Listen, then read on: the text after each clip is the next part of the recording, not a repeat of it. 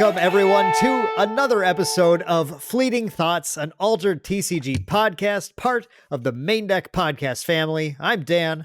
And I'm Jordan, and today will be, for now anyway, the final lore episode covering the original 6 factions that are in the game. We'll be closing it out with Ymir today.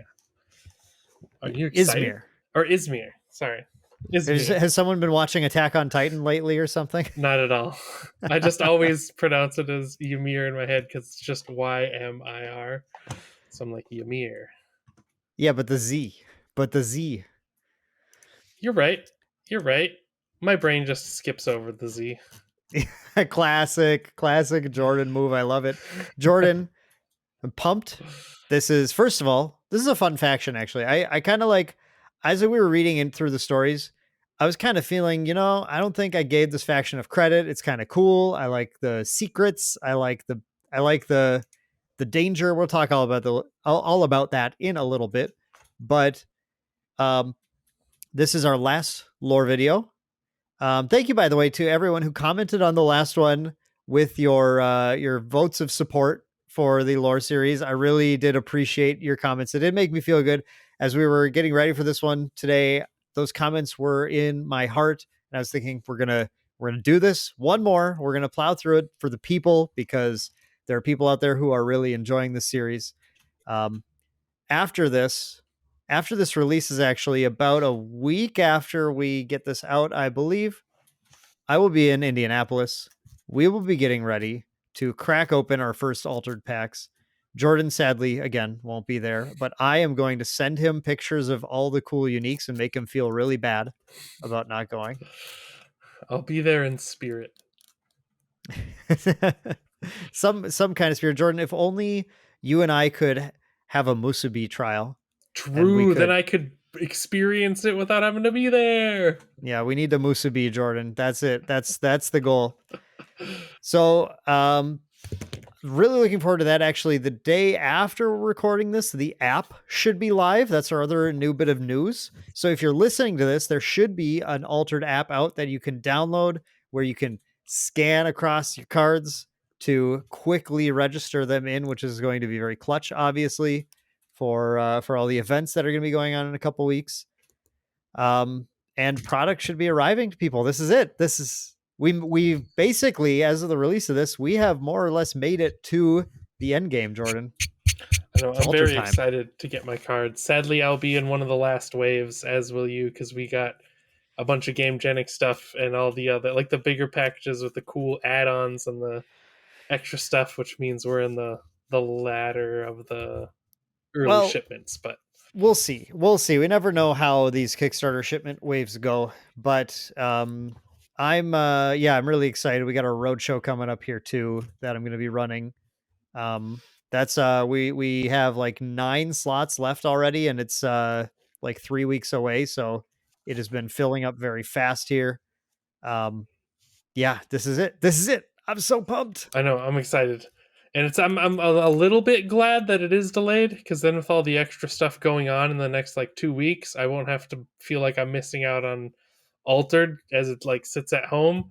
I'll be, by the time it gets here, I should have clear open time to just dive right in and make like 30 decks and sleeve them all up and play all of them a million times.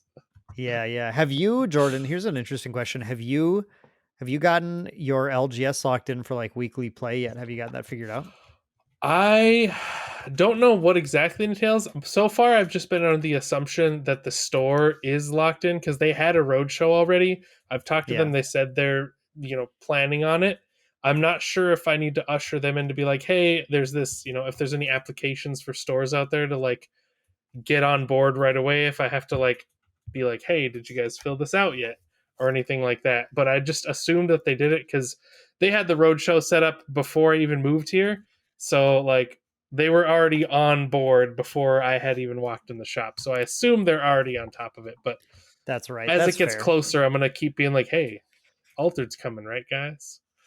And I guess they already have it on their event calendar, even though the game's not even out. So I assume they're looking forward to. That's great. I still have to put it on our event calendar. That's actually, it falls on me entirely.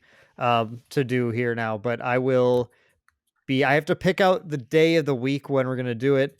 And I have to make it work with my schedule with all the other games I'm participating in and everything. And I've been kind of like just putting it off. Like I'll figure it out later. I'm sure it'll be okay, but we'll find out. I will definitely be making it work somehow. Right. Yeah, let's just dive in though. Let's get our lore cracking here. I want to really quick mention once again the brief thing for you for our altered listeners.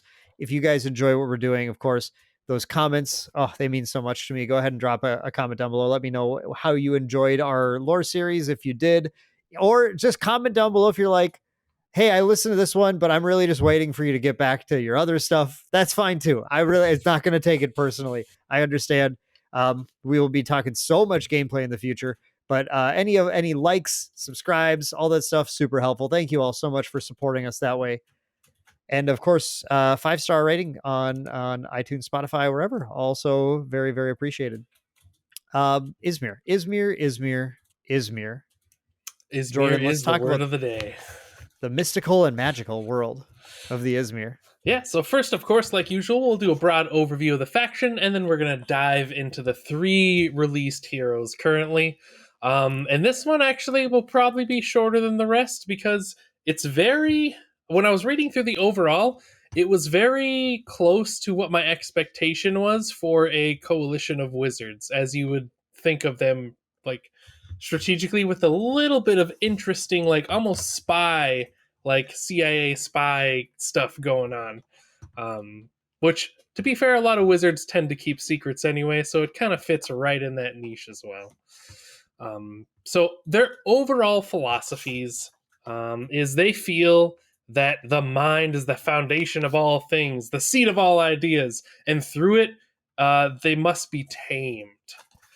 So they're very much into things like meditation and trying to practice and hone their craft and become masters of their mind in basically a sense. And through that, they can achieve great things. But as we'll talk about later, there's a fair amount of risk involved as well. Similar to like how Bravos had the thing where they had to keep their inner fire lit because if it burnt out, it would kind of like... Or no, that was not Bravos. That was... I'm so bad with names. I'm blanking. Inner fire lit. Who are we talking about? Pink faction. Oh, Lyra. Lyra. Lyra. Right. Where right. Otherwise, right. they okay. basically I'm on board. Be under permanent burnout, and they would just kind of wither away. Yeah. I know what we're talking about. Yeah, so they had to keep like the ebb and flow and be in that middle ground. Ymir, however, because of the way they think about magics and mysticness and the way they hone their craft, they literally can sometimes create this issue where they go a bit too far and they get almost infected with this thing called what was it? It is called the reminiscence, and it can have a wide variety of symptoms. But basically, they kind of overclock themselves in their brain, and they get... Currently, it's a permanent disfigurement with their mind.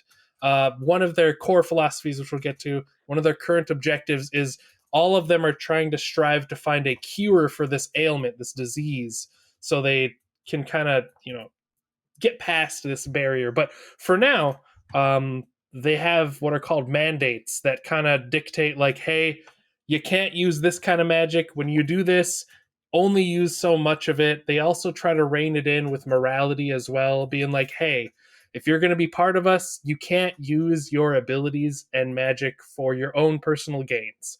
They have to be for like the greater good of the community or pushed towards some ideal or, building towards something. You couldn't just be like, hey, I'm going to do this so I can, get rich off of this, so I can, retire in my home in Florida. That would be a no-go for them. Partially because Florida's presumably somewhere in the Terra Incognita at this point. Yeah. But I thought one thing I thought was really cool. You mentioned the remnants, which is that the disease, the mental illness, really like shout out to Yzmir, our mental illness warriors, right? Who are out there like respecting that mental illness is a thing, that it is actually an illness of some kind, and not just like suck it up, take a walk, eat a big salad, whatever. You like you'll be fine. Just stop being Uh, sad. just stop being sad. Have you tried just being happy? Like no, shout out to Yzmir. They take it seriously. Like no, this is real. Like I do actually think it's cool because a lot of what we've talked about, Jordan, in all these lore things have been like the alter the singularities will alter your physical body. They will like they could zap your arm into a pile of pebbles, like whatever. But little actually about the fact that your brain also can be affected, and you're letting ideas into your mind, and that's they're kind of all about that, and I think that's kind of cool. Yeah, and one of the most severe cases that can happen if you kind of push it way too far is it literally says you can open a small tumult singularity inside their own bodies, which we already know what the tumult does outside your body. Imagine how horrific it would be if you had a tumult just open up inside of you because you pushed your abilities just a little bit too far. Yeah, that sounds pretty bad to me. I would not want that to happen. Yep. I So also thought it was I just want to throw in one more thing. I thought it was really nice that we had other factions, like Ortis was really about like, oh, let's study history, and Bravo was like, let's hone our physical prowess and everything. And like Yzmir feels like the one where they were like, well, hang on, like guys, the imagination is like real. Maybe we should like research that. Like shouldn't somebody look on like the other side of the veil a little bit, and like yeah, that seems like a reasonable decision to make. I don't know where we would be without the Yzmir like actually doing the real research into what's like actually the the current issue. Right, yeah, so because it says they like to delve into the unknown. So they, like you said, they kind of most of their studies are done in the unknown and in the imaginary and this other world that we didn't know existed. That I think at some point they call it the shadow beneath reality. That once the confluence happened, we actually became aware of it, and we should have been thinking about it. They mentioned that like back in ancient times, like mages and stuff knew about it, and we kind of forgot about it due to science, and then they all went into science, and then now they had this big realization that hey, this stuff never went away, we just stopped thinking about it, and we should have been, so we better focus on it now. yeah, Which is kind exactly, of interesting. exactly. Yeah, so their organization structure, as I kind of alluded to in the beginning, is very much what you'd expect from something like a college of mages. They have a bunch of lodges, is what they call. A lodge is just kind of like a school of thought. So it'd be like Dan's in the lodge of uh, aquatic mysteries, and he thinks of all the imaginary aquatic beasts. And there's someone who thinks about all the weird plants that are there, or something more along the lines of basically there's a lot. They don't even say how many there are. They just say there's multiple, and in a couple of the stories, it just mentions that it basically just seems like a lot. Like there's a lodge for anything that someone has an idea about. They're like, hey, there's this imaginary idea, or there's this idea that could be somewhere. There's a lodge about it. There is also the what are they? I want to get the exact name. There's the different spheres of alteration, and there are 5 of them. And this is something where there is like a specific amount, and when they use their abilities, they generally focus or channel them in 4 different spheres. And in each sphere, think of them kind of like a college. There's a temple and a school for each of these spheres. And of course, they teach primarily these, and they're exactly what you think they're going to be, with a twist. They're like the different colleges of magic, but instead of doing the classic like elemental magic, fire magic, destruction, they have idiomancy, gephromancy, oromancy, kinomancy, and phonomancy. Idiomancy is like using effigies to do various tasks and imbuing their magic in. Gephromancy is using sigils, similar to something that we'd see in probably like it reminded me of axioms, where they scribe stuff on stuff, and that's what causes the alteration to occur. Oromancy is like divination and like seeing into the future and manipulating time, if I'm remembering correctly. Kinemancy is like the classic like force, almost like, you know, psionics in a way, where you're using like physical things and doing physical abilities with your magic. And then phonomancy is the sound, using different, you know, sound to do things. I think they also called it the psalm. Like there's psalms, you do stuff, you transfer ideas through sound and voice and stuff like that, manipulation of that sort. So with those five being a kind of a twist on the classic mage colleges, I really like that idea.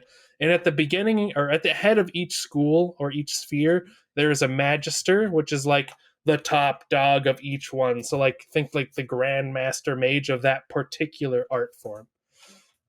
And that is kind of their general organization. So everyone starts as initiates.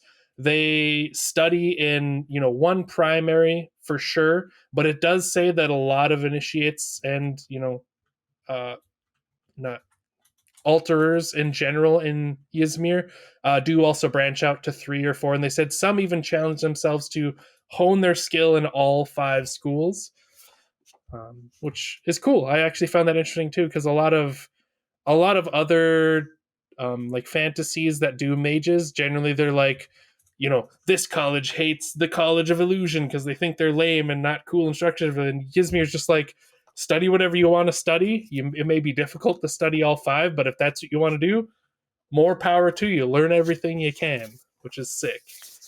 You just use the powers of horomancy to give yourself extra time, like Akesha does. Yeah. Easy. I thought that when I saw that, I was like, that just seems busted. Like time manipulation in like anything is just like, this is wild and seems crazy. And we'll get to some of it in the Akesha story too. Yeah. Cause she'll just be like, I'm going to stretch time so I have more time to like basically do my homework and like read up on stuff. It did sound like it took a toll on her, though. It's not something you can just go, I have infinite time now, I'm fine. I guess, yeah, that's the check and balance with the Yzmir right now, is because they have that problem. If they, you know, if they do too much with it, they get infected and just kind of wither away, which wouldn't I'm be going to be greatest. honest. I don't think I could be an Yzmir mage. I feel like I would either just immediately go way too far and I'm just dead. I'm just gone. Or I would be so afraid, be like, is it really worth me stretching time right now just for that? I don't think so. Yeah, I'm just not going to do it. I'm just not. I would just live my life as like a normal human who's like, yeah, I'm an Yzmir mage. I don't use the powers ever, but I'm definitely a mage. And outside of the tumult of like appearing inside you, and when I read of like the remnants, it doesn't seem like it's particularly like obviously it's not good, but I could see a school of thought being like, maybe it's a way to transcend, and it's not actually a bad thing, because like some of the things that we'll just pop forward a bit to it instead of talking about it last. But it says you go into a trance-like state often, and your head and, you know, eyes and senses get filled with visions, and you hear like incantations in unknown languages. So it's like, in one way, it's like, this is almost like schizophrenia is what it sounds like, that you just contract. But on the other way, what if it's not? What if it's the realm of shadows, like breaching your mind, and you're hearing like creatures that you've never thought of in your imagination of existing, like kind of calling to you because you're getting closer to them by using the magic. Sure, and if you embrace it, yeah, perhaps so, then you can in unlock classic the power. fashion, like we do on this podcast. I was excited when I read that and had that thought, because I'm like, there's going to be a set down the line where there's a bunch of like renegade Yzmir that was just made a new college, which is just go excessive and give in to the darkness, and they're going to have some crazy power set, and it's going to be like, what if excellent. What if in this set, in this storyline, this Yzmir, you know, remnants embracing college, then uses some sort of alteration to basically infect all of the factions with remnants. So there's like a special mechanic where you have like all these different like characters in the different factions who all have like the same keyword, that like they go into trance state, and it like changes the cards flip. The cards flip into trance mode or something. And I don't know. There's so much room. All right, but just to get back on the rails, so that is the general organization. and how things are kind of run, and which leads us into the alteration style known as the Nolly. And as we've been saying already, the Nolly involves channeling ideas, which they refer to as Aether, which is weird because Aether was referred to as a magic substance in one of the other ones. So I'm not sure if it was spelled slightly different or if they're like referencing the same Aether and they both just have a different thought on what it potentially is.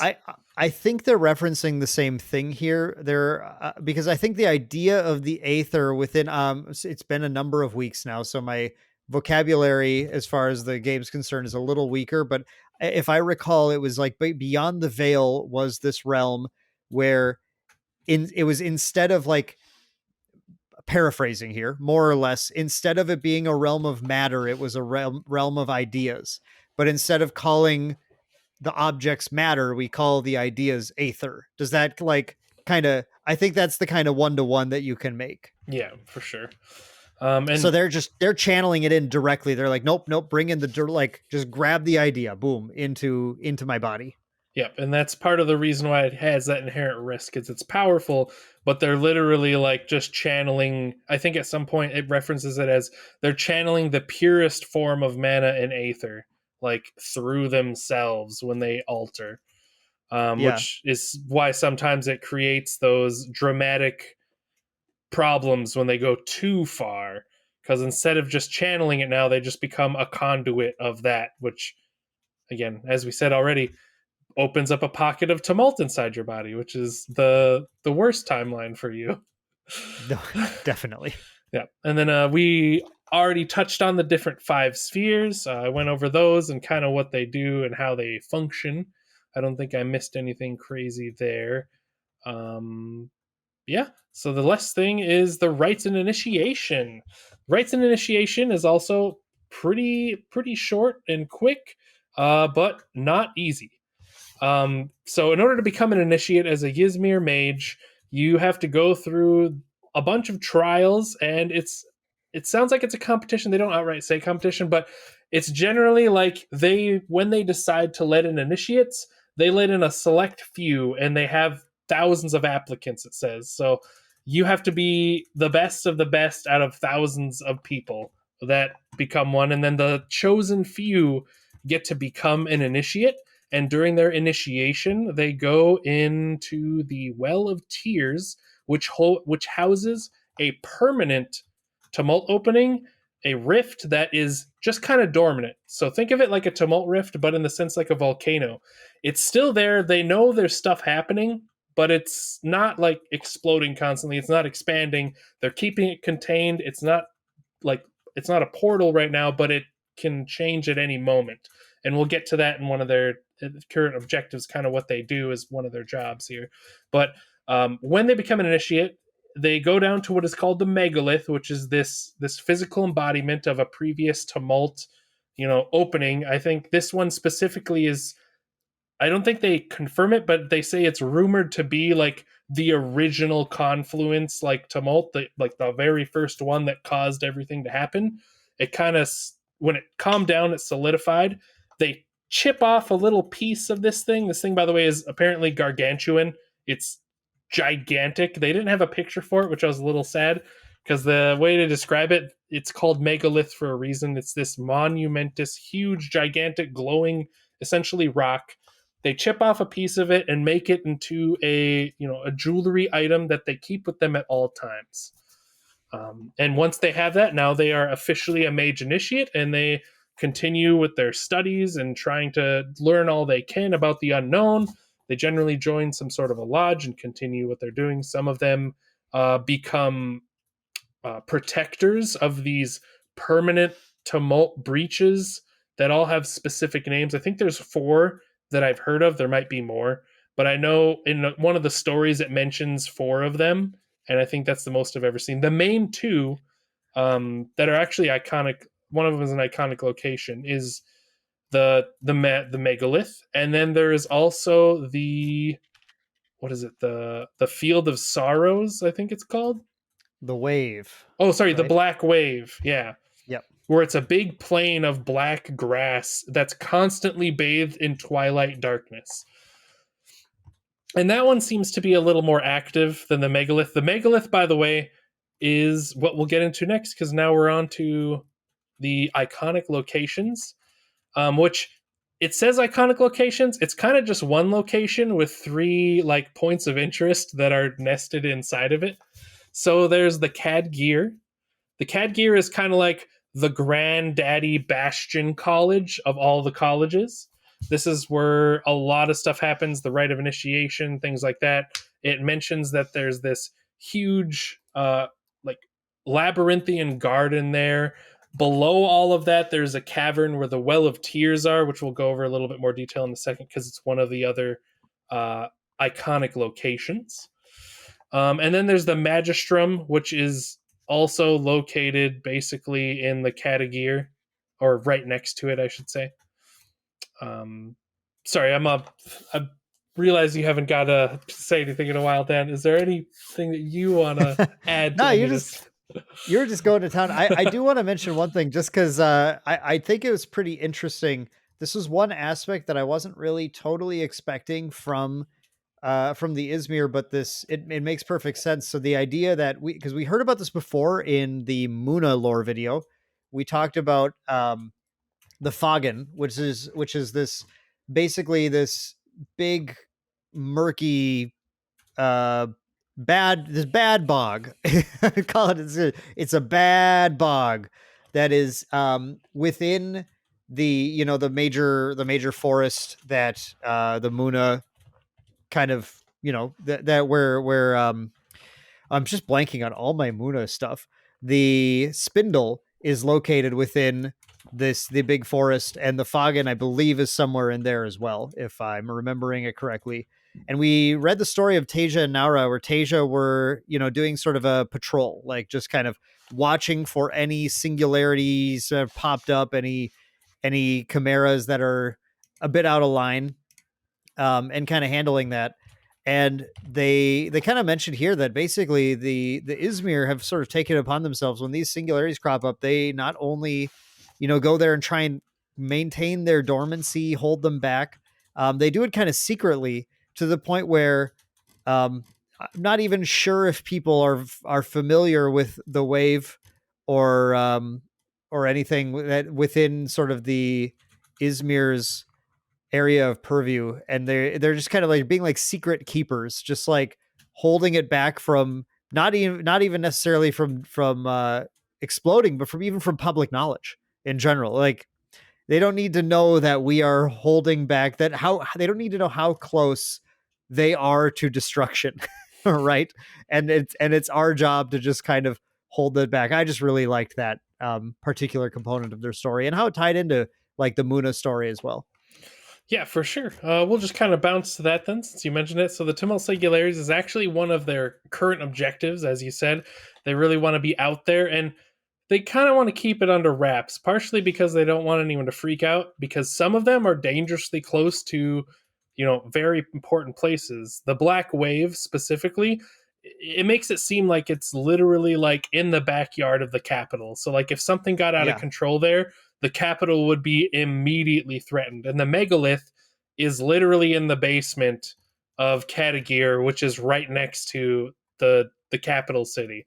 So like if either one of those two got out of hand, the capital would basically just be ready to explode the second something got out of hand. So they try to keep it under wraps, like you said. They're like, we're going to keep this here. We'll have people stationed here, and we'll just pretend that this is just regular activity. No one needs to know that we're secretly holding it all together for the fabric of reality.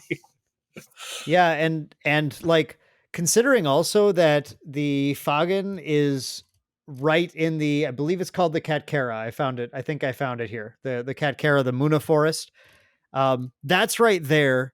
And like it just kind of makes you wonder, like, are there more? Like, does each faction have this like awful, like currently dormant, but this close to just like tearing reality in half, like area right in the heart of their like thing? Is there like, if the Axiom dig deeper, are they going to find like, whoops, turns out there's been this terrible tumult underground the whole time that has been like creating the power crystals that we've just been like utilizing, and we thought it was just really cool and a nice blessing to have or whatever. Like, what other factions have right under their noses a terrible secret that they don't know about?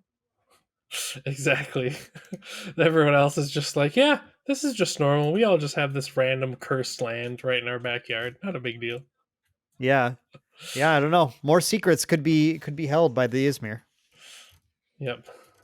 So the last two iconic locations is the Magistrum, which is their like ceremonial venue.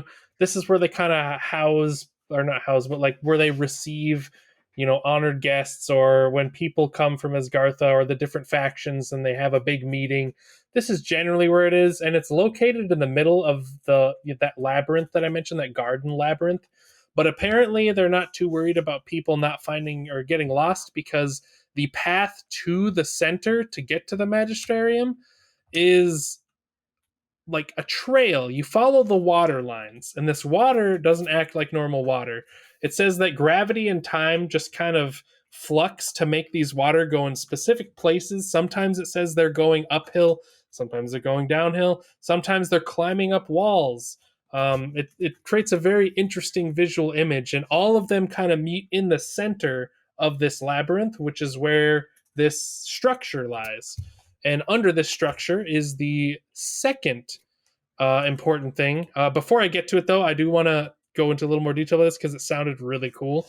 On the interior of this structure, the ceiling, as the like water kind of bleeds upward into the ceiling, it creates this inky, almost like celestial sky like imagery where there's glinting stars, and it says if you didn't know better and you looked up, it would literally look like you were just looking at a darkened night sky with all the constellations and celestial bodies there wherever they would normally be if you're outside, which seemed like, I was thinking, putting myself in the headspace, that just seemed like a really cool visual to like walk in this gigantic palace and then just see the universe up and around you all over as this water bleeds up the walls into this big inky darkness.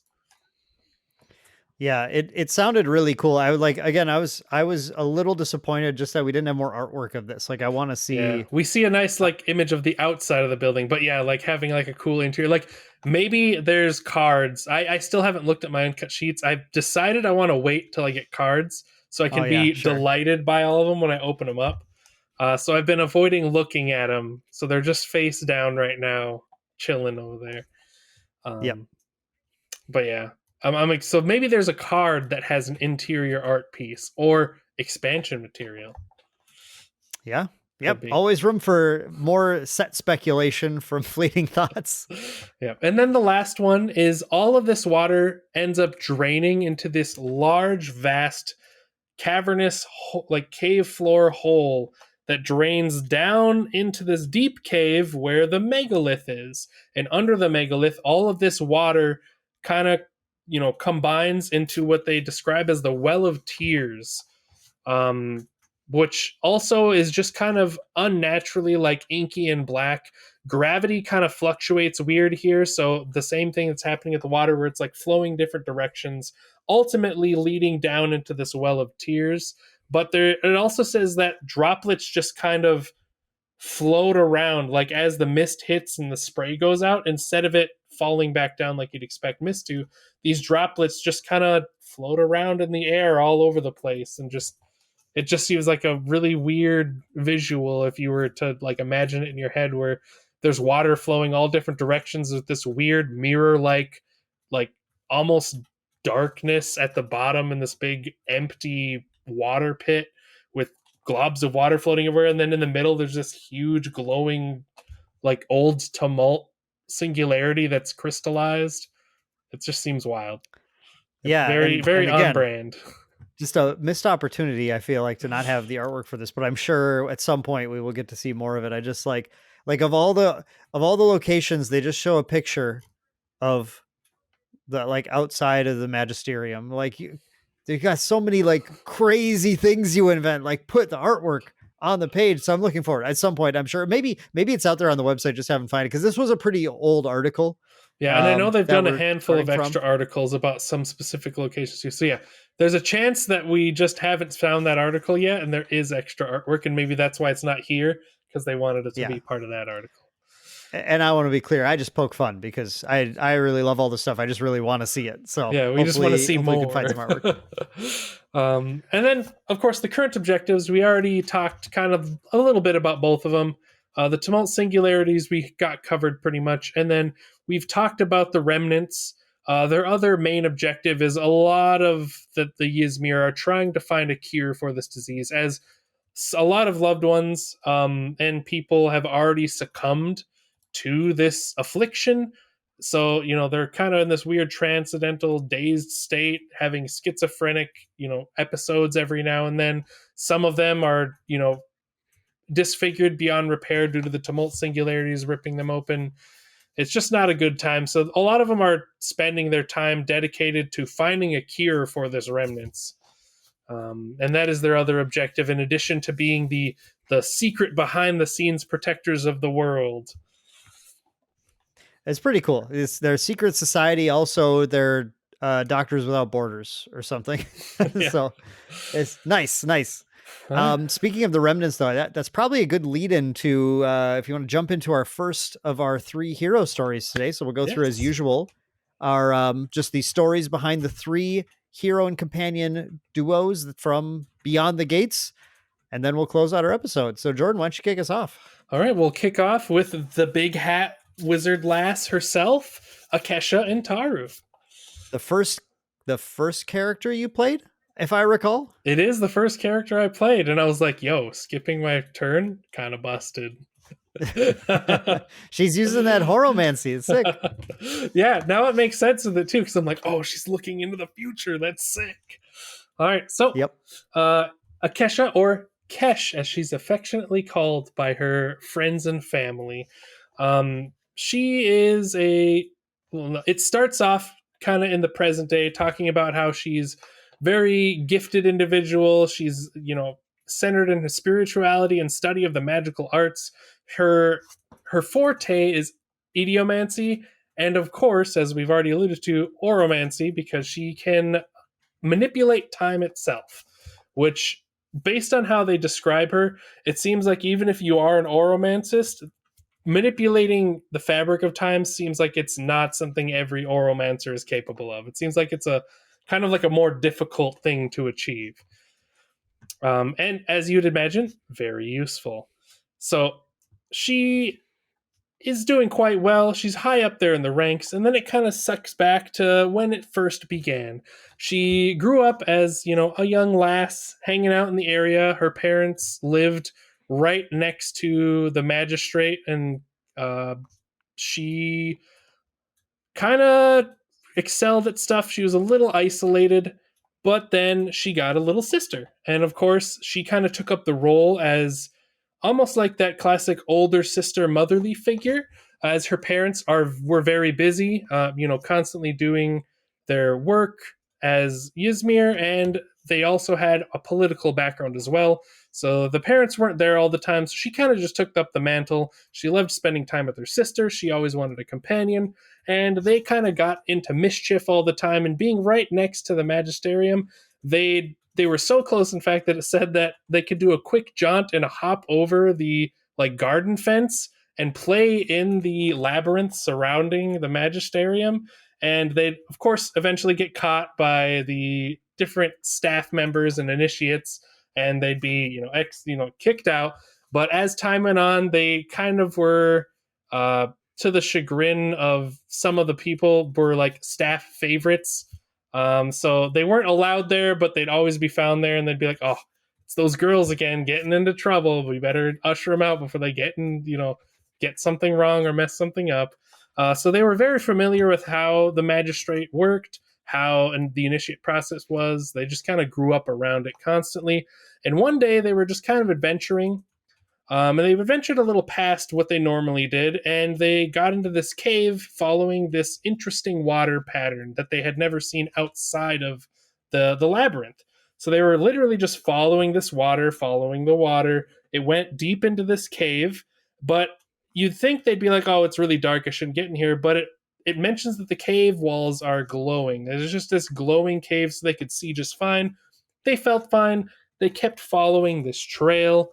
It led, in and out, and it went into this tight corridor that most adults couldn't fit through. But them being children, they're like, oh, we can get in there. We got to know where this goes. We got to follow this water, see where it goes. And as you'd imagine, based on what you've heard about the different iconic locations, it eventually leads them to the Pool of Tears, which is a high magic area. There's obviously some danger there. It's this, there's a huge crystallized tumult above them, and they're just kind of hanging out. They're mesmerized by the different lights and eidolons in the area and the different glowing, figures floating around in this magical area and looking into the water and being, seeing different things. And her younger sister ends up slipping on some moss and falling into the Pool of Tears, which not the greatest thing. Probably not good. She tries as hard as she can to try to pull her sister out, and she just can't do it. She's too young. She doesn't have the ability, and there's, magical forces. But an Eidolon nearby sees the struggle and kind of rushes over and helps pull her little sister out of it. Unfortunately, due to having basically drank and breathed in pure aether water or pure mana, she's kind of messed up and went into a coma. She got, they immediately rushed her off, and they found out, the mages now have to reside over her because nothing like this technically has happened. No one has fallen into the chalice of tears, or not chalice of tears, the Pool of Tears, and just drunk it and started drowning in it. So they wanted to watch her and keep over her. She came out of the coma, but she's heavily into the curse of reminiscence now due to the, she didn't alter anything, but it was basically the effect of overusing an altering ability by just drinking pure aether, which, as you'd imagine, probably isn't the best for your health. So she's wrought by guilt by this. She's the older sister. She should have known that they should have, once they got to the Pool of Tears, they probably should have turned back, maybe even before that. So she visits her sister every day. She's constantly with her, trying to make things right. And she eventually puts this to basically her life goal. She wants to find the cure to the reminiscence. So she does her best and sets on the path to become an initiate. She is super hyper focused all the time. She uses her ability to manipulate time to expand the time frame that she has to learn more as much as possible as she's trying to find a cure. She, of course, eventually becomes an initiate. But during the initiation process, when she gets to the megalith, she hadn't been there since her sister had fallen into the well. But when she chips off her piece, something peculiar happens. The chunk, instead of, falling out and then they make it into jewelry, the second the chip got released from the megalith, it exploded. And it exploded into a chimera, which she then became friends with and named Taru. At first, everyone was very hesitant because they're like, nothing like this should happen. You should just have a crystal. There's all of a sudden a chimera from a pure essence of this thing we've been guarding.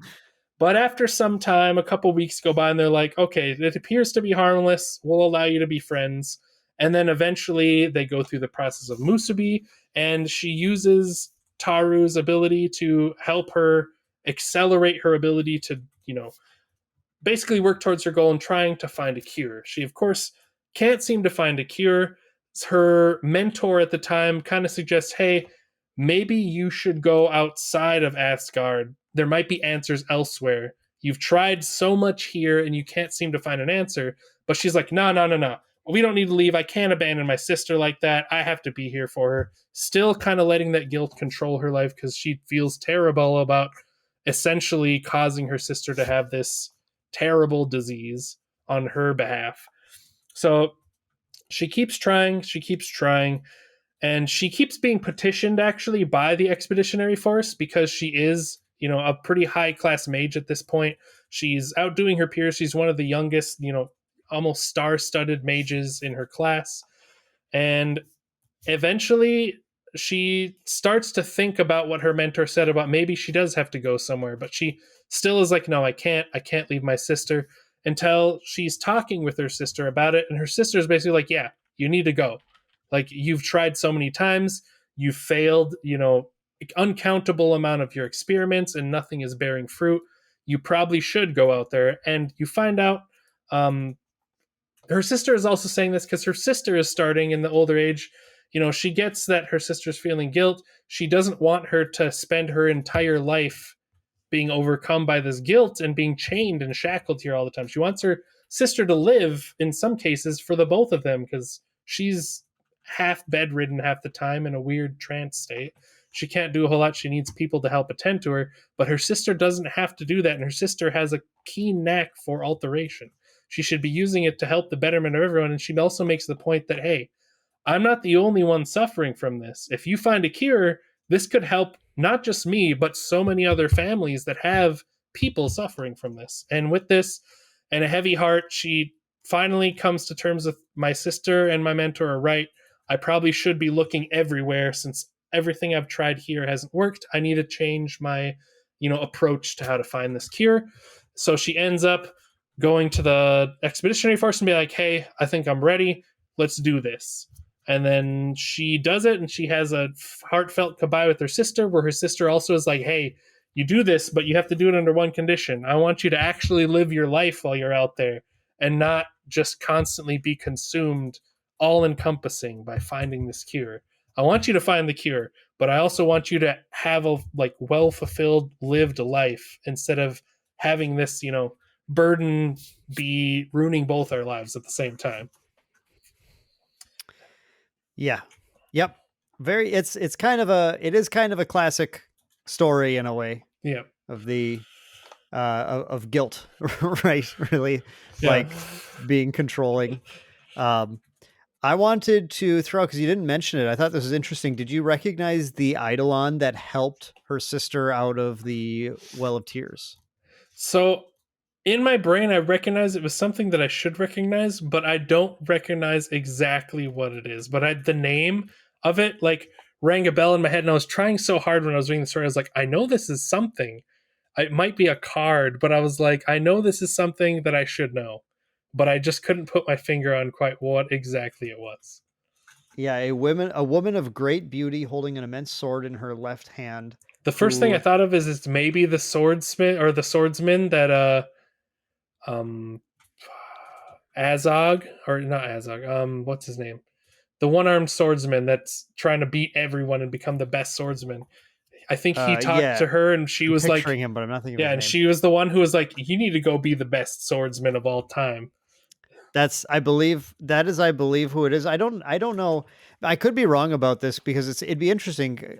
I mean, I guess no. They probably could have led him to the Well of Tears if this is just where she resides. I believe my guess was this was the Lady of the Lake holding Excalibur, which is what he was after, right? He was trying to be worthy of being bestowed Excalibur, and she's like, "Well, you're not."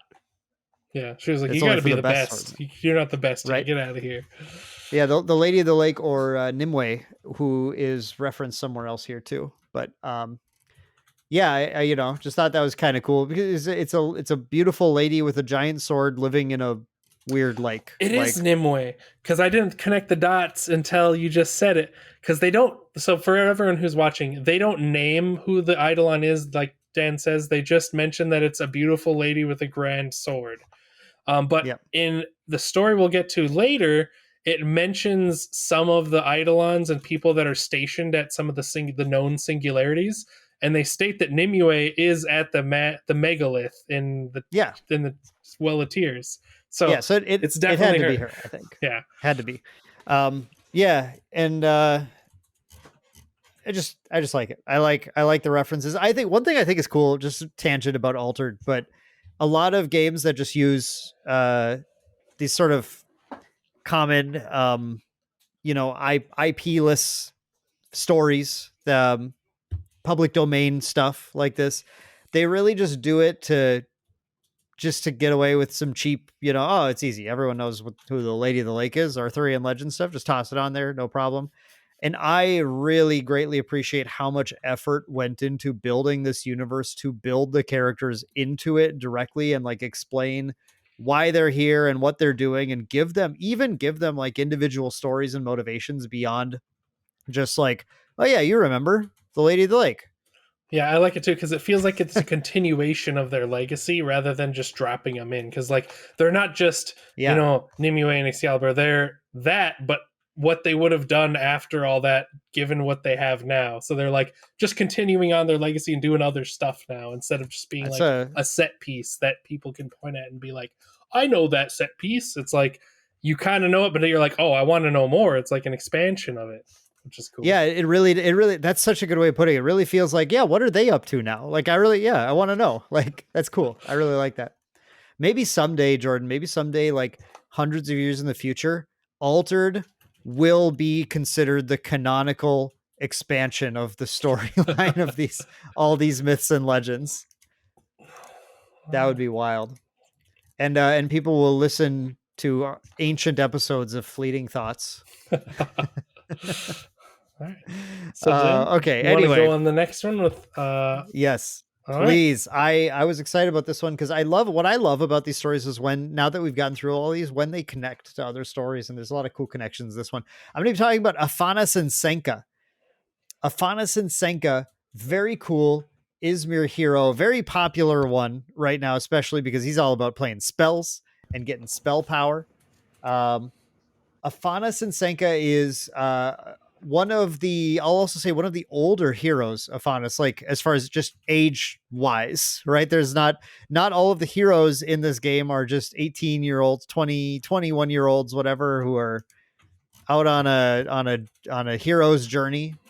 Afanas is another one of these older ones who his story is very much about, his entire story here is about his life that has been lived. Now he's at this stage in his life where he is older, he is wiser, and he is still out for vengeance. He's still a mad boy. So Afanas, when he was a young lad, so I think you do have to like place yourself in the story. A lot of these stories are like, like the story of Akesha. She's young, but that was roughly in the present. Afanas being young is actually far enough in the past where some of the other stories we've read reference places that are like were in the past occupied by people but aren't now, and Afanas was at that time frame when they were just building these things for the first time. So it was a while ago is all I'm trying to say. And he was the son of a Bravos warrior, and Afanas just adored his father, who he wanted nothing more than to be just like him, to be a strong Bravos warrior. He trained with him. He did the repetitive tasks. He woke up early. He ate small meals. He did endurance runs. He did the katas to learn everything about being a Bravos warrior. And the two of them, he wanted one day that his father would take him to Haven and officially become a Bravos. But at some point, his father, who I'm just keep saying his father, but his name is Korovin. Korovin couldn't stand it anymore. He needed to be on an adventure. A classic Bravos thing. He's like, nope, I'm leaving. It's adventure time. Classic like Goku move, actually, if you think of it that way too. Korovin hears that they are setting up and I'm going to try again. It's either the Sabir or the Kabir, and I can't remember what I went with last time, but I'm going to go with the Sabir. I think. We'll do a soft C today. Maybe it's different than before. They're setting up the Sabir, which is this bastion that is in Kaer Urun. We always talk about this place because this is the place in the map which is like was occupied by people, but they retreated because of Kraken and Singula and all the terrible Leviathans. And they just say like, we had to go. We had to get out of here. So, but this is when they were like, yeah, they're building a bastion. We're going to hold it down. We're going to hold off all the terrible things in the tumult. And Korovin goes, yep, that's for me. I need to be there, front line. I need to be defending it. His wife, Riang, goes, okay, you know what, honey, that's you. And the family sets up and they move out. They head out to Kaer Urun. They head out to live in the Sibir, and they are going to, make their life there. So they get on a boat. Not necessarily a good idea.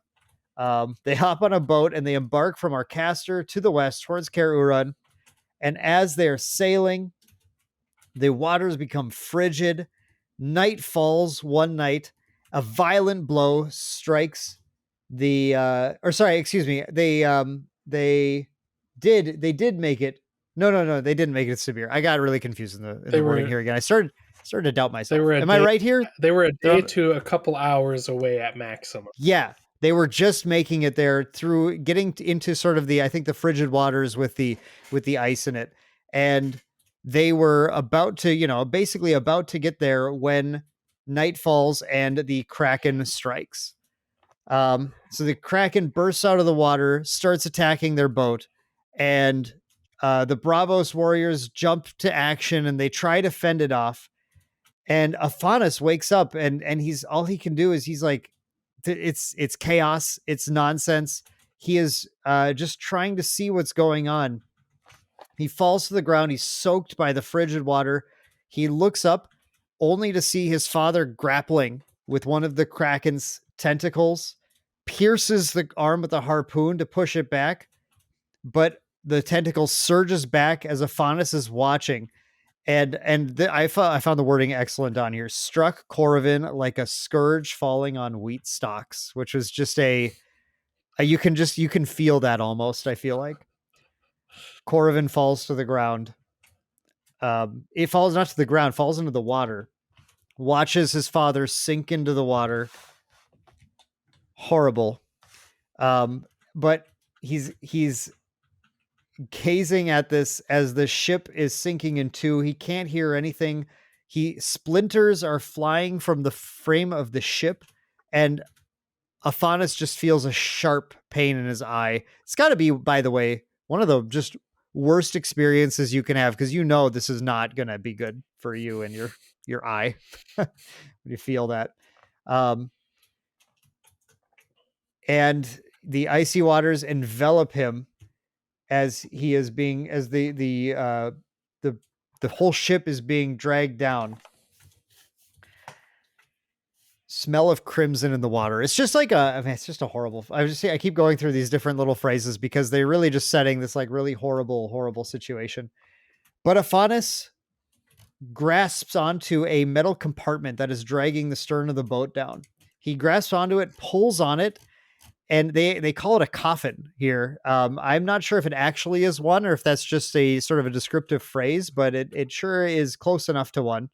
He tries to detach it from the rest of the ship, puts his strength into it, and the casket, which was damaged, splits in two, and a sinuous shadow escapes from it, spirals around Afanas as he's losing consciousness, and the shadow sinks its talons into his arms, and he suddenly feels himself soar. And what happens is he breaks open this metal coffin prison, and this bird, this shadowy bird, effectively flies out of it and rescues him. He awakens on a mattress near a crackling fire with a figure leaning over him known as Kasin. And Kasin is an old man, an old Yzmir mage who found his unconscious body and this shadowy bird basically protecting him. As Kasin watched over him and sort of cared for him through his recovery, the shadowy bird never left his side. And the shadowy bird had they called a mask of lunar pallor, but like just a sort of a white mask over his face. Oh, I'm sorry. I skipped a very important part too. I was thinking about the mask. I was just going to ask you about it. I was like, no. I'm going to mention it now, because as Afanas was falling into the water, he saw, this is the very important point.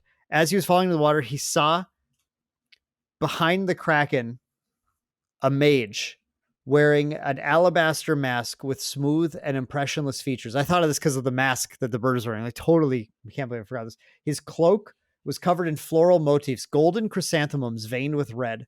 And the Kraken was not only not attacking him, but appeared subservient to this mage. So we'll find out he never forgot the image of this mage.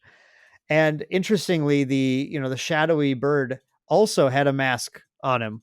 I think that's kind of interesting, just that the mage had a mask, a very pale mask, as did the bird. And I do wonder at some point, just a little speculation, if the two are even linked, which I think is possible. And interestingly as well, Afanas had lost the use of one of his eyes from the splinters, and the bird had the very same eye lost on his mask. So it's kind of a maybe a destiny type thing, perhaps. Kassin watched over him, cared for him, showed him basically the power of Yzmir, the power of mages. And Afanas was very interested how much power Kassin and other mages could have, even though their bodies were frail. And he started to believe, perhaps this is the true power. Kassin cares for him, and when it's time for the Asgarthai to leave the Sabir, realizing that the Sabir is simply too dangerous to survive in, Kassin took his protege with him to rally the Kadagir. So basically, the two of them head back to the Yzmir town. Afanas having lost his parents anyway. At this point, they head back to the Kadagir, and this burning rage, this vengeance, smolders within Afanas. And he was already fairly old to begin his initiation at 10, but he starts it anyway, and he perseveres, and he's determined, and he catches up, and he becomes a mage. He specializes in kinemancy to become a relentless combat mage, with the one sole goal of finding the Chrysanthemum Cloak Warlock, the dark individual who seemed to be potentially even controlling the Leviathan, which would be like a huge lore point, by the way, just considering the Leviathan was a huge story reference as well, as far as where everything is at right now. He spends his life, he basically just dedicates his life to investigating, chasing after the Chrysanthemum Cloak Warlock. And I think a really interesting part of this too is that he starts to believe throughout his life of him, and by the way, the bird who he names Senka, they, as soon as they develop this, again, how old this is, they develop the Musubi ceremony, and he volunteers to be one of the first to bond with his chimera, right? So over this whole life he spent with Senka, developing his skills, searching for the Chrysanthemum Cloak Warlock. They start to believe that potentially he visits the Sabir again and tries to make sense of the experiments there. And this is where I just want to bring up that somewhere at this point in time, the Bravos also revisit the Sabir to try and retake it, which is when Basira and Basira finds Kaizaimon in the experiments that are taking place in the Sabir, and rescues him from them as well, as they leave the Sabir once again, because it gets attacked and it's a terrible place. So Afanas starts to believe that, perhaps the mage was that the mage's home base, the Chrysanthemum Cloak Warlock. Was he defending the Sabir, which is why he attacked the ship? Is this potentially the site that the Expeditionary Corps really needs to take seriously, find this warlock and take him down? I think it's an interesting thing to think about. During one of Senka's explorations, as Afanas continues his hunt, Senka comes face to face with the Crimson Cloak, the Chrysanthemum Cloak Warlock, and the Warlock, seeing Senka, who again is Musabid with Afanas, so they're kind of sharing the same consciousness at times, looks directly at him and addresses Afanas directly through Senka, booming in his mind, urged him to join him in the tumult if he dares. He would be waiting for him to offer him his due. Afanas opens his eyes. He's mad. He's ready. It's time. He's going to join the rediscovery endeavor, and he is going to get to Sabir and face down the Warlock. And that's where we end the story. Hell yeah. So, a story of vengeance. I'm with it. And I feel like So it doesn't say, since it says it's booming in his mind, I had the impression that maybe Senka at one point or another was connected in some way with the warlock, and he was That using that connection to talk directly to him. Because okay. like Thank you. that's what I thought, Because and then I was like, oh, the plot thing, like it's gonna be something like that, so this is so and that's why the what here mask is like the yeah, mask motif is similar because maybe they used to be friends or something. we we have questions. We have questions about this because what was this casket doing in the ship? What was that? Why was it there? Why was it being brought to the Sabir? Like none of that is explained in here. Who is Senka? Where did Senka come from? Was Senka like Kaizaimon? Was Senka an experiment that was being I don't know. Did they think it was dead and they put it in a coffin? Were they restraining it in this prison and trying to bring it back to the Sabir to use it to find the warlock in the first place or something? Maybe it had like you said, maybe it has a relationship with him.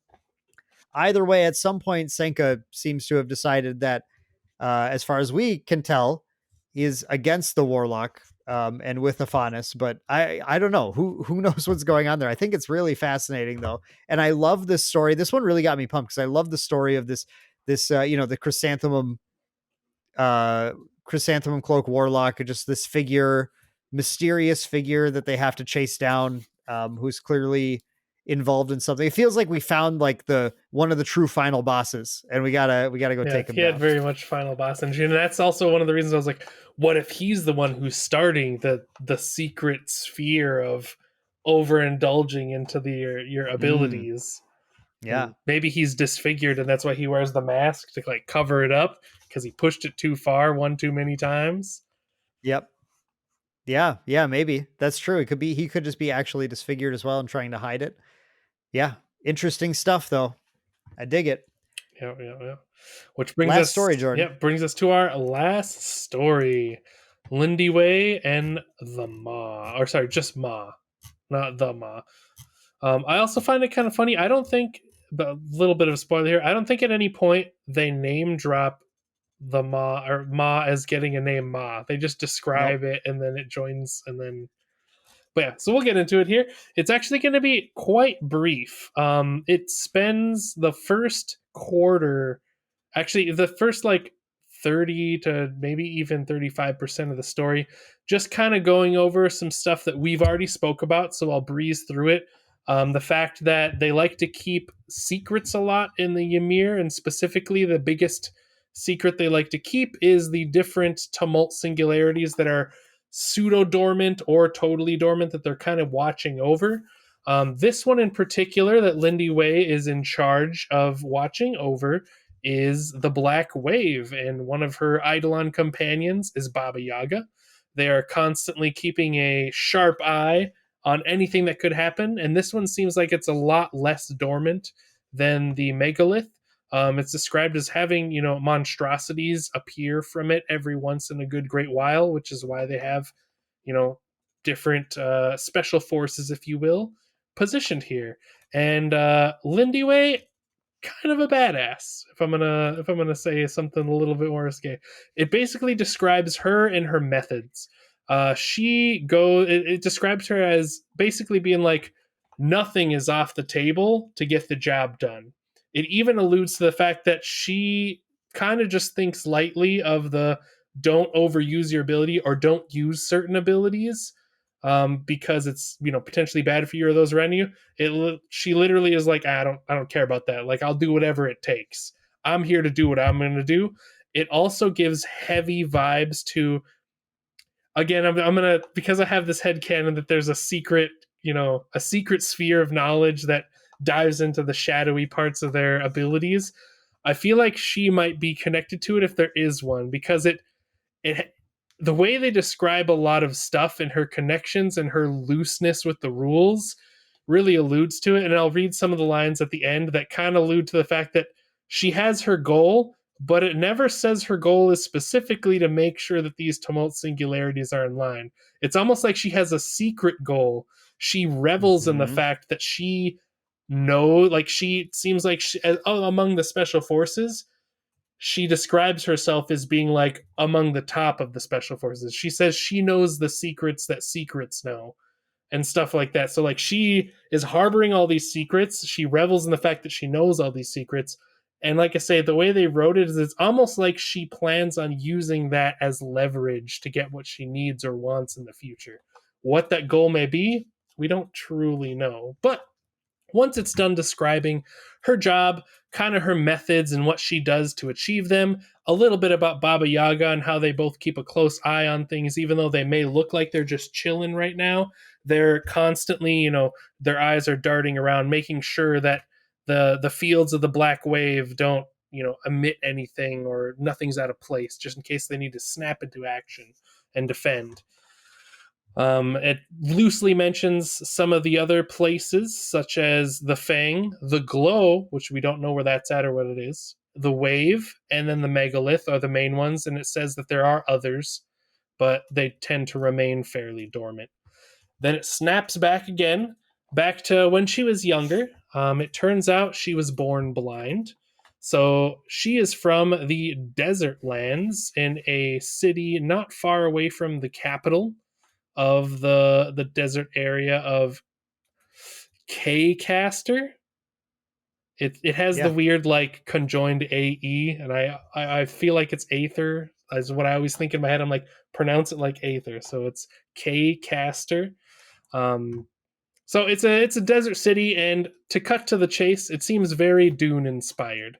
They have a couple paragraphs describing how it's a very harsh desert, barren landscape of ochre and chalk. Above ground is very hot all the time, so most of the time the inhabitants and cities are built in rocky plateaus, partially or fully underground, to kind of keep away from the harsh sun, to where it's a little bit cooler and easier to live. The stone shelters are also much more robust than the sand above. And her parents, specifically her mother, Nesue, is fortunate enough to work in the underground rivers, where it doesn't actually say, I don't think, what she specifically does, only that she does work in the Hypogea in the underground world, sprawled beneath Kayacaster. So I don't know exactly what she does, but it does. I'm dumb. She harvests what is called Ericolona milk, which it's an important part of the story. Actually, it is an important part of the story. Yeah. So I forgot. I knew you were going to get there. I forgot her mom was the harvesting one. I remember that it mentioned that they do a lot of harvesting, but I forgot her mom specifically harvests this milk, which again, it's very Dune inspired. This is a psychotropic substance that alters the senses and demiurgic abilities of the person who uses it. So sounds a lot like Spice from Dune, if you guys are familiar. So they harvest this, and it's used, to various amounts all over the place. So they harvest it. I'm assuming they import it. It doesn't specifically say, but I imagine they import it, as it's probably used in various elixirs and potions that the Yzmir will use. While her mom's at work, she tends to want to wander. Being blind, all her other senses are, very much heightened. She's kind of honed her ability to hear, smell, taste, to get her way around. When her mom describes stuff to her, she, avoids mentioning colors, as she is not really familiar with colors, being blind from birth. While her mom was at work one day, she was just kind of, hanging out, going into the various underground, undercity areas. It describes it as loving the thunderous staircase, and she loves hearing the sounds of the hustle and bustle, the different reverberations and muffles as the underground ecosystem flourishes and people go about their day. And as she's doing it, she's kind of running her hands along the wall, as you would do, to help you kind of figure out where the edge of buildings and stuff are at. And her fingers come across something that she hadn't really felt before. And it was a very curious substance. And she was kind of running along this, what appeared to be a crack that then felt like wet and almost like a pearl, like softness. And then she was like, well, maybe it's not, I know it's not the wall. And then it felt kind of like a ribbon was attached to a wall. And then it was more like a tube. And then everything kind of went dark after she felt some sharp fangs and realized this is not just like a ribbon or a cloth. This is a creature of some sort. And she blacks out for a moment and then kind of comes to, and she's half drowning in this watery substance. Um, and then she eventually gets to safety, and her mom kind of describes what happened during that whole situation to her, where this weird, undulating worm creature kind of bust out of the wall and was lashing out at everyone except for her while she was unconscious on the ground. It was kind of acting protective over her, doing different things. And right before she passed out, she started seeing bits and flashes of what she assumed was seeing for the first time. She was having like weird, like color flashes she hadn't seen. She was mesmerized by it and couldn't kind of see what was happening. And then a voice kind of boomed in her head shortly before she was whisked away to safety. So apparently, this psychedelic thing, this substance, kind of helped her get her sight back temporarily. So she was very interested in getting her hands on it again. But of course, it's not something that everyone just willy-nilly uses. It's kind of restricted unless you need it or have to, or it almost seems like if you have a permit to use it, you can. But she eventually gets her hands on something, and while she's hallucinating on it and seeing these different sights and sounds, her mom kind of sees her gesturing and is like, she makes the connection that, hey, my daughter is seeing for the first time due to this substance. And around the same time, some Yzmir, people show up and are like, "Hey, we heard there's a weird potential chimera or creature situation. We got to know."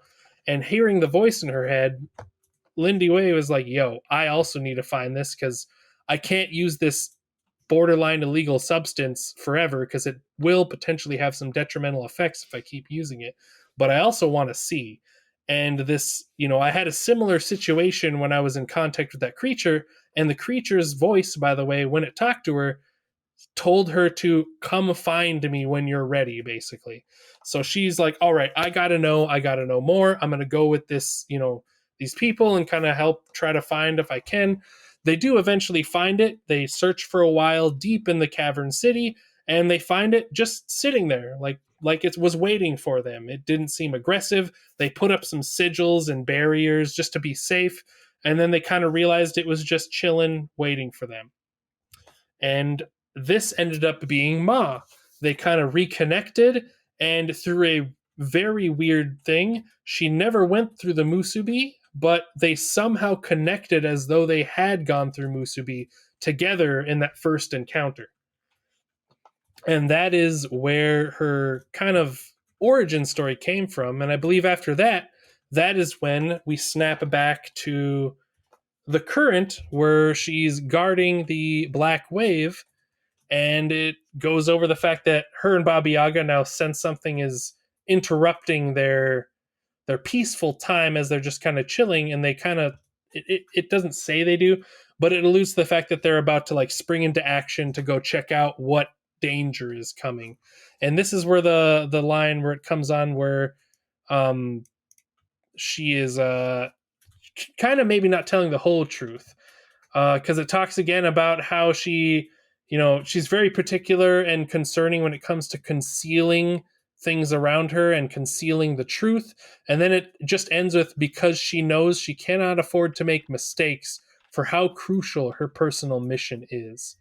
And then it just ellipses out, and that's the end, which again alludes to the fact that her mission may not be what you think it is. And maybe she's this secret cult leader and is trying to keep it under wraps and is leveraging those secrets against other people to potentially bring more people into the fold because she's getting too close to it. She's already playing fast and loose with the rules. She already mentions she, thinks it's dumb that people don't use more energy to do what's necessary to achieve their goals, which to me already sounds kind of off the deep end. Let's go deep into the shadows kind of deal. And growing up in the darkness, it would fit her motif if she was the one to fall into the shadows. She's already used to, molded by it. She was born in it. She already knows the darkness.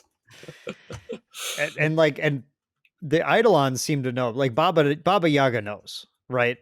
She looked at her and frowned. She's like, yeah, I do not trust this person. I mean, what I loved about this was it seemed so unassuming, but I think this was our first hero story that's actually a villain story. I know. I'm excited.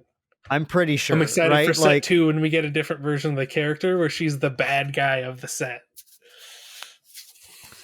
Yeah, we'll see. I don't know. I don't know how long they'll take to really bring her story up, but clearly she's set up here to in some way, I think, She's got it. antagonize. Even from the fact that her Eidolon is an all-consuming maw, also goes with the fact of like just give in to everything. Like Yeah. come in, and they're the only character we've heard of that are dancing with the darker side of stuff that never went through traditional musubi. They found an alternative way somehow to just connect, which if we're on that same like line of thinking, maybe that's how Senka originally connected with this other renegade warlock, because I'm assuming the renegade warlock didn't have access to musubi really either, so there's a chance that through this overindulgence they found a way to just connect directly with things around them. And maybe this is going to be a wild take, maybe Senka is no longer primarily linked to him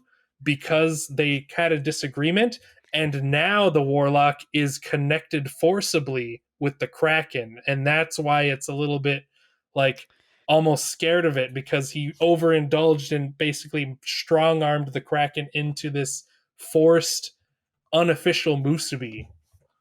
That's it.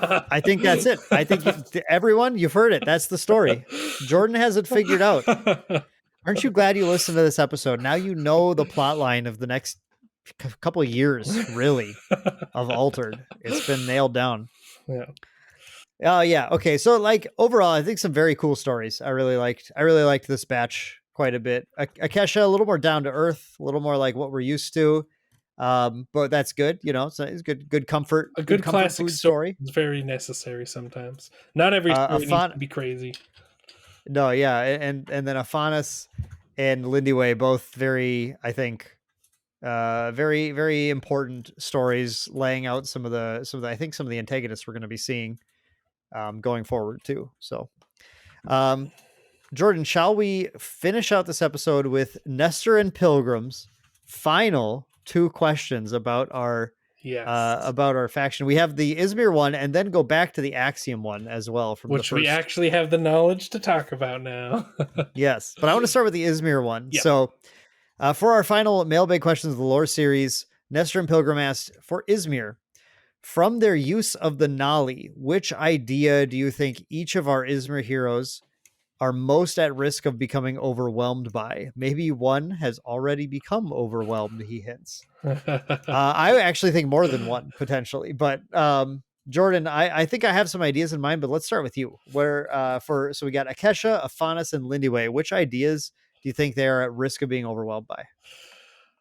The idea of secrecy for Lindiwe, for sure. She seems very obsessive almost about keeping secrets and knowing other people's secrets. And like I said, kind of feeling like she might be planning on gathering all these secrets to use as leverage in the future. Yeah, okay, interesting. I wasn't quite thinking secrecy with her. I guess I'm not sure how to define it, but Lindiwe, to me, her story was really like a lot of the story about her, like seeking vision, seeking, I guess, a way out of that. Once she found out that it was possible. I guess I really felt a lot of like a personal drive, a personal motivation, maybe a passion for that. But I guess I didn't quite, I wasn't able to, for Lindiwe in particular, I wasn't quite able to land on a core idea. But maybe you're right with secrecy. Maybe that's what resonated with me, because there was just one too many sentences and like when she was describing her own methodology where she just kept talking about secrets and keeping secrets and knowing other people's secrets, and I was like a little obsessive. But I could see where you're coming from too, like the immediate wants to be like, I need to experience the vision again, where she goes and basically takes illegal drugs to be like, I need to get this. And then she's like, I got to bond with this creature before they find it because I was able to see with it. It could be the idea of obsession. I was just thinking the same thing. I was like, maybe it is just obsession in general. Because she also just kind of, her obsession was just, I got to get it done at all costs, is something like an obsessive person would say. Like, Right. nothing is in the way if you're trying to get to something. Yeah, exactly. And just this idea that like she doesn't believe in the fact that she doesn't believe in the mandates means she doesn't believe in holding back.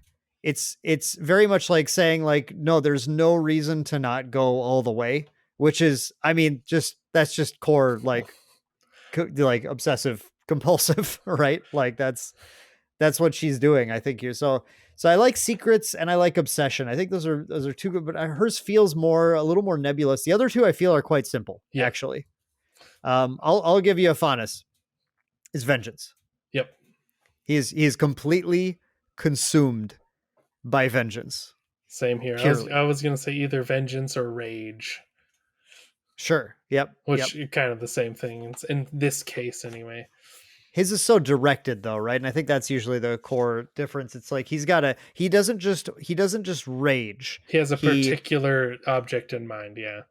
Yeah, he's after which his vengeance should be satiated, right? So I think that's that one pretty clear. What do you think about Akesha or Akesha?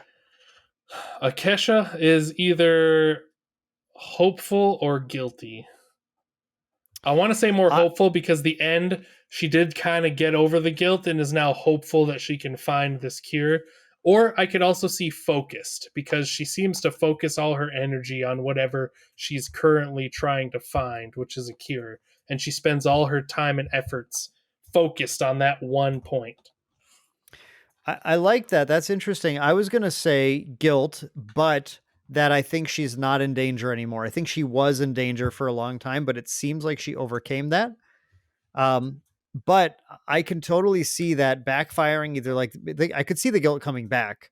First of all, like imagine she gets deep into the expedition and is not finding the answer and just realizes how much time she's lost to this. The guilt will completely overwhelm her at that point. Or something along the lines of like she's close to finding the cure and then she hears the news that her sister passed away due to the disease like right as she was on the cusp, because then she'd be like, I should have left earlier, why did I hesitate? Like very very bad position to be in. But there's also the possibility, like you were saying, that she may have become too hopeful now. She may be clinging on to a hope that is not going to lead anywhere, and that I don't know. I guess that'd be an interesting like flipping around, being like the dangers of positivity, right? Too much positivity. Yeah, for sure. Yeah. Okay. So I mean, I think those are all reasonable, interesting ideas. And an interesting thing to think about. I think we could probably apply that to a lot of characters of different stories as well, and really just like I wonder how much. Sometimes I wonder how much, like with this whole world of Altered, the Muna are very focused on Muna things, but they're still subject to the same tumult, the same singularity, the same alteration that everyone is. Like, I wonder if they could also end up, just like Akesha's sister ended up with the remnants. Like, what would happen if a Muna, took on an idea too strongly, even without realizing it or something? Then same thing could kind of happen with them too.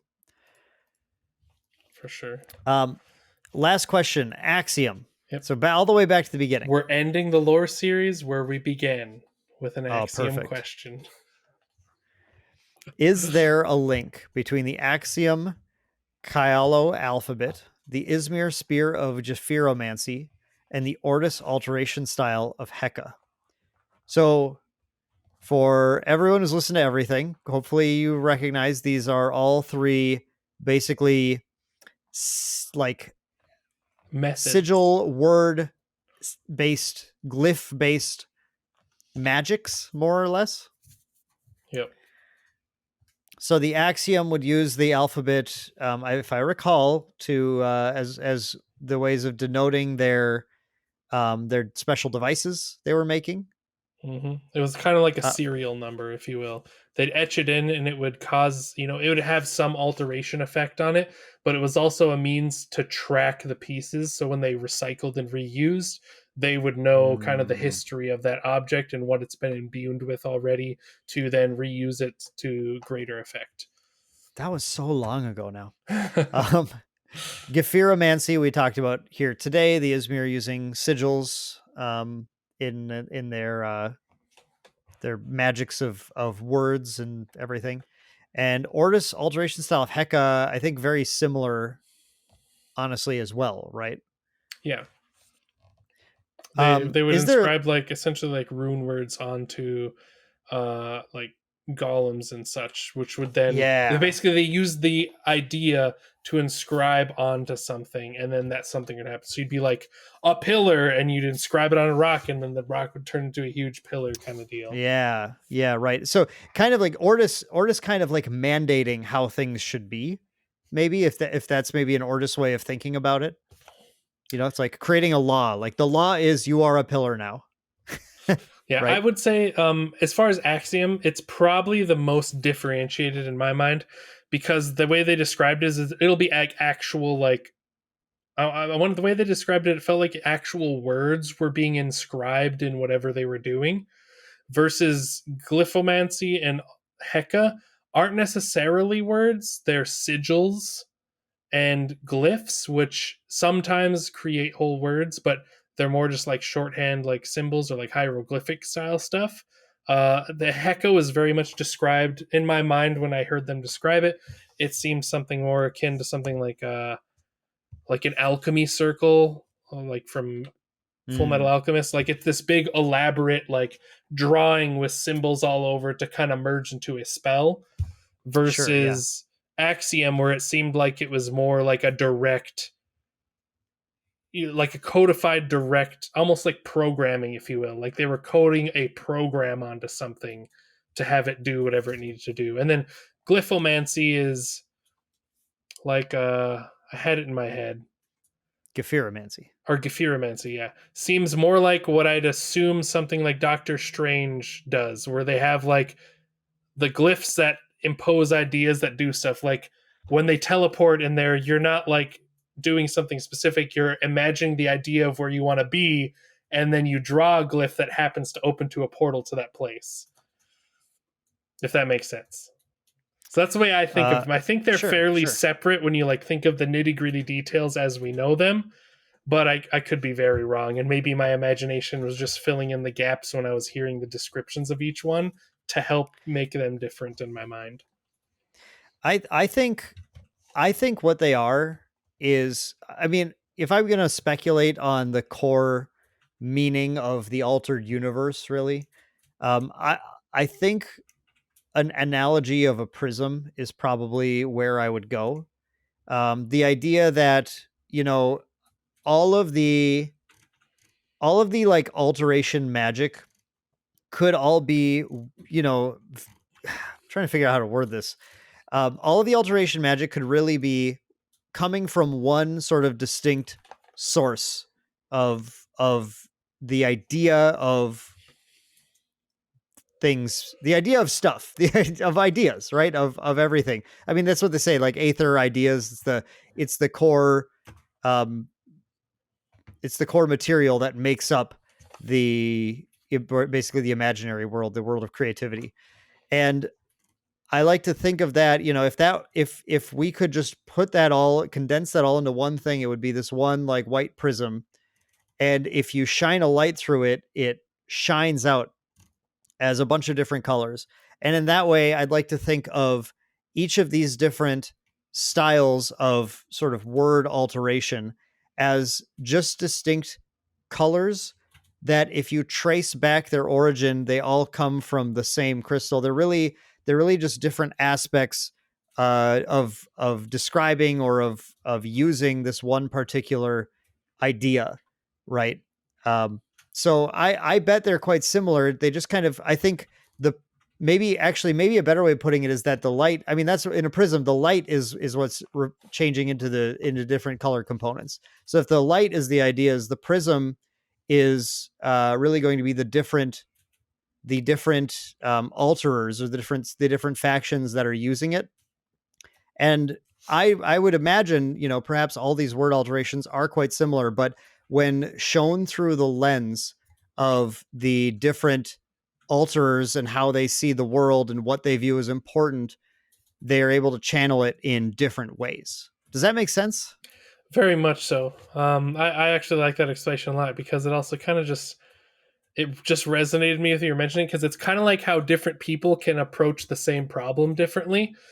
And since they're like core schools, if you will, like Axiom, Ortis, the way they learn how to use alteration would be similar to like you learning the same skills but with a different mentor or teacher, where they teach it to you differently, but it has the same ends. Like, the end result is the same, but they go about it in very different ways because of the way they think mentally and like the way they problem solve. One way seems more logical to them than the others, and they can kind of materialize it using that. Yeah. I like that idea too, because really that's sort of a uniting idea. It's the idea that we're all working towards the same goal. We're all using the same set of what we're given, but how we think about things impacts sort of the color of what we take from that, that shared set of experiences, and how we use that to change the world, right? And I like that concept. Same. All right. Well, do you have any other final thoughts before we wrap today's lore discussion up? I do. I just have to say that thank you all for listening. If you listen through our lore series, thank you all for bearing with us and listening through it. I do hope you enjoyed it. I hope you found it interesting, and I hope it got you excited for the world of Altered. We will not be back in a couple of weeks like we usually are. We will be back after that. So it is going to be a brief hiatus as we attend Gen Con and get our cards in hand and start experiencing Altered. And when we return in our future episode of Fleeting Thoughts, we will be talking gameplay. It's going to be a great experience. We'll tell you all about Gen Con, our play experiences, hopefully, maybe pack openings, maybe all sorts of stuff will get to take place during this. Should be a good time. So, stay tuned for that. All right. And that leads us to the end. So that was our Fleeting Thoughts. We hope you guys thoroughly enjoyed it. As Dan said, we won't be seeing you in the next couple weeks, but maybe a couple weeks after that. Have a fantastic rest of your guys' day. Goodbye. Bye, everyone.